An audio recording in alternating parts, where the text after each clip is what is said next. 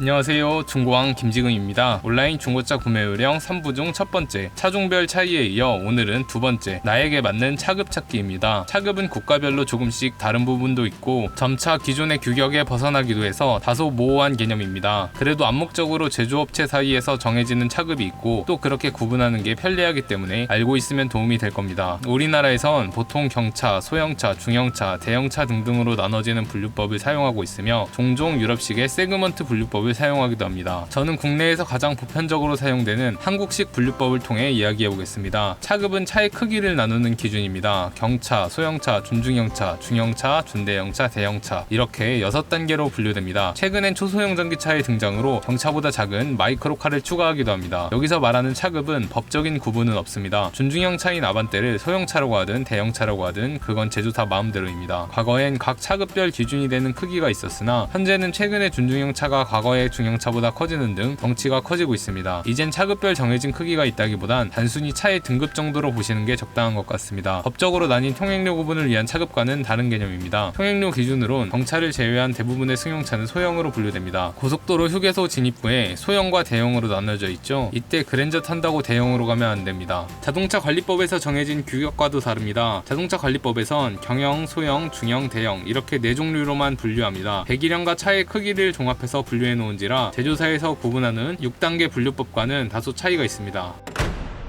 첫째로 경차입니다. 대표적으로 모닝, 레이, 스파크 등이 있습니다. 경차는 법적으로 규정이 되어 있는데 배기량은 1000cc, 차 길이는 3.6m, 차폭은 1.6m, 높이는 2m 이내여야 합니다. 이 규격을 거의 꽉 채워서 만든 게 레이죠. 덕분에 실내 공간은 준중형 세단보다 넓게 느껴집니다. 뒷자리 폴딩하면 짐도 많이 실을 수 있어서 제가 회사에서 촬영 다닐 때 짐차로 많이 사용했습니다. 경차의 장점이라면 가장 먼저 떠오르는 게 저렴한 가격과 유지비입니다. 워낙 저렴해서 차값만 어떻게 지불하면 알바만 하면서도 충분히 유지하고도 남을 정도의 유지비가 들어갑니다. 중고차로 구매할 경우 웬만해선 취등록세를 전혀 내지 않고 구매할 수 있습니다. 차를 자주 바꾸지 못하는 가장 큰 이유가 취등록세 때문인데 경차를 구매할 경우 노트북을 중고로 사고 팔듯 마음 편하게 기변할 수 있습니다. 경차는 가격 방어도 매우 잘 돼서 감가 이미 쳐맞은 중고 경차를 구매한 후 좀 타다 되팔아도 산 가격과 판 가격이 크게 다르지 않을 가능성이 높습니다. 자동차세도 cc당 80원으로 굉장히 저렴해서 1년 8만원 미만으로 매우 저렴합니다. 선납하거나 연식에 따라 요율이 감소하면 더 적은 금액을 납부할 수도 있죠. 1가구, 1차, 1경차 조건에 만족하면 리터당 250원의 유류세를 할인해주는 카드를 발급해주며 기본적으로도 톨게이트 및 공영주차장 이용료를 50% 할인해주기도 합니다. 기타 다양한 혜택은 여길 참고해주시면 됩니다. 반면 단점은 작은 차체에서 오는 불안정감과 낮은 안전성입니다. 차폭이 좁은 것 대비 높이는 높아서 코너를 돌 때 안정감이 떨어지는 것은 물론 체급이 워낙 작아 다른 차와 충돌했을 때 상대적으로 큰 피해를 입을 확률이 높습니다. 또 상대적으로 저렴한 차종이다 보니 원가 절감을 많이 해 대형차 대비 안전장비도 매우 부족합니다. 경차 고속도로 사고만 검색해봐도 이게 종이로 만들어진 건 아닌가 의심이 들 정도로 처참하게 구겨진 모습들을 볼 수 있습니다. 크기도 작고 저렴한 이미지다 보니 유독 경차를 무시하는 경우도 많습니다. 많은 사람들이 경차를 운전한 후 차를 끼워주지 않는다, 경적을 빵빵 울려댄다 라는 이야기를 하곤 하는데요. 유튜브에서도 정말 사람들은 경차를 무시할까? 라는 주제를 갖고 실험한 영상이 있습니다. 크기가 작다는 건 한편으론 장점이 될 수 있는데 골목길 다닐 때나 주차할 때 다른 차들에 비해 매우 용이합니다. 좁은 주차장 출구를 중형차는 앞뒤로 계속 비비며 각을 만들어 겨우 나가는 반면 경차는 그냥 슉슉 지나갈 수 있죠. 평행 주차를 하는 주차장에서 자리가 부족할 때도 남들은 공간이 부족해 못 세우는 곳에 슬쩍 세울 수도 있습니다. 중고로 사서 적당히 타다 되팔아도 부담 없고 유지비도 적게 들지만 안전성 부분에서 타협을 봐야 하는 차량입니다. 따라서 시내만 다니면서 차에 들어가는 돈을 최대한 아끼고 싶은 분들에게 추천합니다. 사회초년생의 출퇴근용, 주부의 장보기용, 직장인의 출퇴근용 세컨카 등의 용도로 적합한 차급입니다.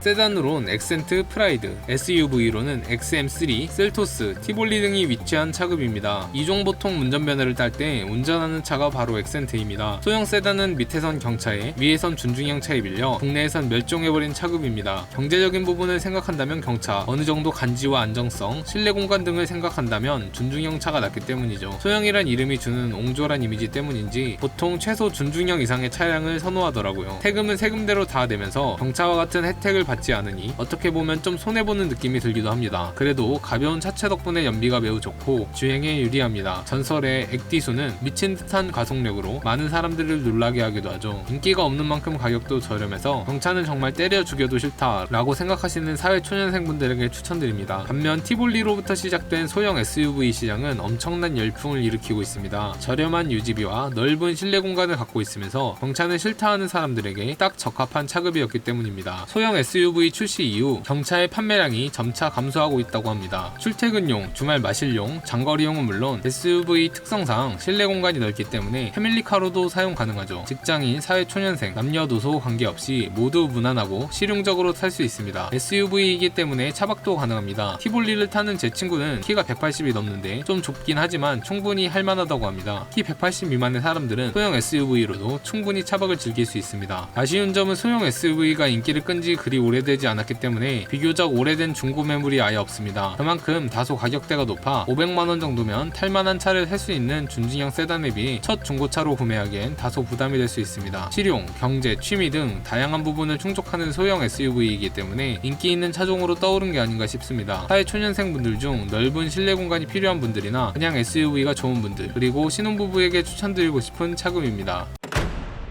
준중형 세단은 소형 SUV와 더불어 사회초년생들에게 가장 인기 있는 차급 중 하나입니다. 그만큼 무난하고 가성비 좋은 라인업입니다. 국산으론 아반떼, K3, i30, 벨로스터 등등, 수입으론 골프, A클래스, 1시리즈, A3 등이 있습니다. 국산 준중형 차량은 1600cc 엔진을 탑재해 자동차세 cc당 요율이 낮습니다. 덕분에 2000cc의 중형 세단보다 자동차세가 훨씬 저렴합니다. 반면 차체 크기는 그렇게 큰 차이는 나지 않아 경제적인 부분과 실용적인 부분을 모두 만족합니다. 수입 준중형 차량은 2000cc 엔진을 탑재해서 자동차세 부분에 대한 메리트는 다소 떨어집니다. 적당한 엔진과 적당한 공차 중량의 조화로 소형차가 단종된 지금 모든 차급 중 연비가 가장 좋은 차급입니다. 경차는 무게가 가볍지만 엔진의 힘도 그만큼 약해서 상대적으로 고RPM을 사용하게 되어 평균 연비에 불리합니다. 준중형 차량은 2500rpm 이내로 시속 100km 이상을 달릴 수 있을 만큼 엔진의 힘이 좋아져서 평균 연비에 유리합니다. 소형 SUV 대비 안정적인 승차감과 적당한 가성비 차량을 원하시는 분들에게 추천드립니다. 준중형 SUV는 소형 SUV가 나오기 전까지 꽤 인기 있는 차급이었지만 소형 SUV의 등장으로 소형 세단처럼 다소 포지션이 애매해진 것 같습니다. 경제적인 부분을 생각하면 소형 SUV를 구매하겠고 넓은 공간까지 생각하는 패밀리카라면 중형급 이상으로 갑니다. 2020년 5월 국산 자동차 판매량 탑 50을 살펴봐도 소형 SUV부터 준대형 SUV까지 다양하게 분포하지만 준중형 SUV는 단 한 대도 보이지 않습니다. 준중형 세단처럼 1600cc 가솔린 엔진을 탑재하지도 않아 세금이 저렴하지도 않고 1.6 디젤을 선택하자니 환경부담금을 내야 해서 소형 SUV 대비 특출난 장점을 잘 모르겠네요. 준중형 SUV 사시는 분들 혹시 제 의견과 다르거나 제가 알지 못한 장점이 있다면 댓글로 알려주시면 감사하겠습니다. 소형 SUV보다 넓은 실내 공간이 필요하지만 중형 SUV 구매하기엔 다소 경제적 지출이 부담되시는 분들께 추천드리고 싶습니다. 혹은 차박을 하고 싶은 키 큰 남성분에게도 추천드립니다. 소형 SUV인 티볼리에서 차박을 해본 제 친구는 조금만 차가 컸으면 훨씬 편했겠다며 티볼리 구입을 후회하더군요.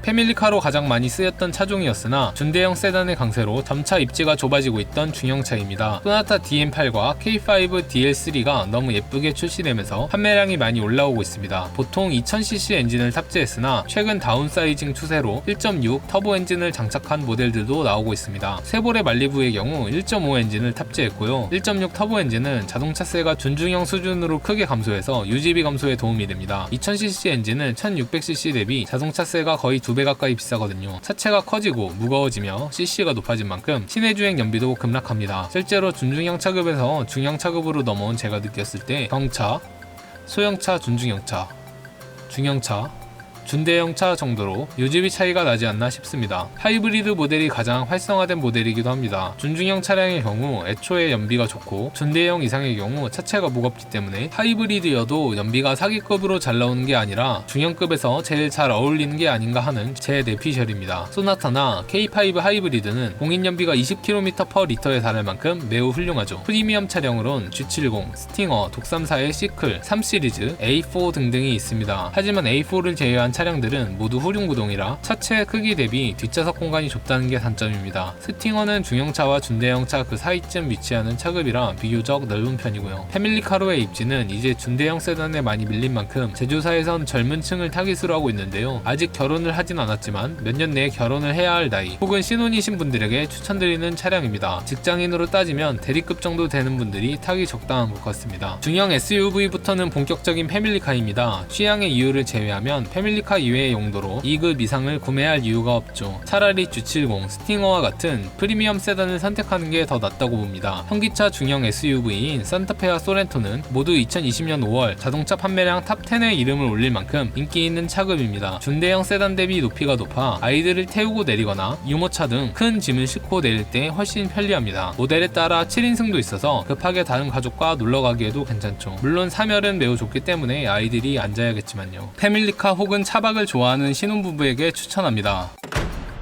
준대형 세단은 중형 SUV와 함께 패밀리카로 가장 인기 있는 차급입니다. 특히 그랜저는 산타페와 함께 최근 몇 년간 국내 승용차 중 가장 많이 팔린 모델입니다. 2020년 한정으론 승용차 중 2위인 K5의 38,000대보다 무려 23,000대를 더 팔아 61,000대의 압도적인 누적 판매량을 기록했습니다. 3위인 펠리세이드와 K5를 더해도 1위인 그랜저 판매량에 미치지 못하니 얼마나 엄청난 인기를 누리고 있는지 짐작하실 수 있을 겁니다. 과거부터 성공을 상징해온 그랜저는 프리미엄 브랜드는 아니지만 고급 차량이라는 인식이 있어 패밀리카는 물론 어느 정도 사회적 지위가 있는 분의 차량으로도 괜찮습니다. 반면 K7은 그랜저에 비해 적은 판매량을 갖고 있다곤 하지만 2020년 7월 1일 현재까지 누적 21,000대를 판매하였습니다. 아무래도 그랜저 대비 네임밸류가 밀리기 때문인 듯 싶습니다. 그만큼 중고가 감가는 커지기 때문에 중고로 구매하기엔 K7이 그랜저보다 더 꿀이니 참고하시길 바랍니다. 준대형차부터 탔을 때 느낌이 다릅니다. 고급스러움을 단번에 느낄 수 있죠. 폐차 예정이던 친구네 그랜저를 타본 적이 있는데 클래스는 영원하다고 당시 제가 타던 포르테 쿱과는 전혀 비교도 안 되는 승차감과 정숙성을 보여주었습니다. 시동을 켠지 안 켠지도 모를 만큼 조용했고 울퉁불퉁한 도로를 편안하게 지나갈 수 있게 해주었습니다. 당시 그곳을 지나갈 때는 울퉁불퉁한 도로인지도 몰랐습니다. 같은 도로를 제 차였던 포르테 쿱으로 지나간 적이 있는데 차 부서지는 줄 알았습니다. 그 사이 도로가 패였나 라는 생각이 들 정도로요. 또 은근히 많은 사람들이 잘못 알고 있는 게 이클, 5시리즈, A6가 G80과 같은 준대형이라는 겁니다. 중형으로 알고 계시는 분들이 은근 많더라고요. 준대형 SUV는 아이가 많은 가족의 패밀리 차량으로 추천합니다. 절대 부족할 수 없는 실내 공간과 큰 차차에서 오는 심리적 안정감이 최고죠. 준대형 SUV는 더 할 말이 있을까요? 이 차가 필요하신 분들은 스스로 이 차가 필요하다는 걸 알고 있을 겁니다.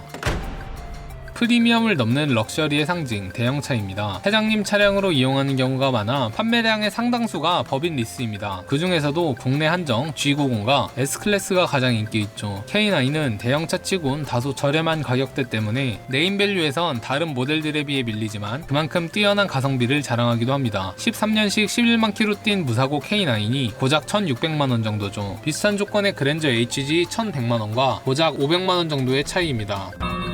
이 정도면 패밀리카로도 접근 가능한 금액대입니다. 가성비로 럭셔리 세단을 몰아보고 싶은 분들은 K9 강추입니다. 대형 세단은 럭셔리카, 회장님 차 이미지가 너무 강해 강남 부자들은 포르쉐, 파나메라를 많이 타죠. 제가 선정릉으로 회사 다닐 때 골목길 지나다니던 차들 중 절반은 포르쉐고 그중 절반은 파나메라, 절반은 카이엔이었습니다. 대형차 역시 제가 추천해드릴 것 없이 필요하신 분들은 본인이 필요하다는 걸 잘 알고 계실 겁니다. 대형 SUV는 현재 국내엔 판매되는 모델이 없는 걸로 알고 있습니다. 오늘은 이렇게 자동차 차급별 특징 및 차이와 추천하는 대상에 대해 이야기해보았습니다. 여러분들은 어떤 차급의 차를 타고 싶으신가요? 혹은 필요하신가요? 다양한 의견을 댓글로 남겨주세요. 시청해주셔서 감사합니다. 온라인 중고차 고르기 시리즈는 앞으로도 계속됩니다. 구독해주시고 다음 영상을 기다려주세요. 저의 경험이 녹아든 꿀팁을 아낌없이 공개할 예정입니다. 감사합니다. 중고왕 김지금이었습니다. 그럼 SK엔카와 K카 중 어느 곳에서 사는 게 좋을까요? 제가 두 사이트의 특징과 장단점을 말씀드릴 테니 기본적으로 두 곳의 매물을 함께 살펴보되 본인에게 더 적합한 곳을 우선적으로 선택하시면 됩니다. 첫 번째, 판매자. SK엔카는 중고차계의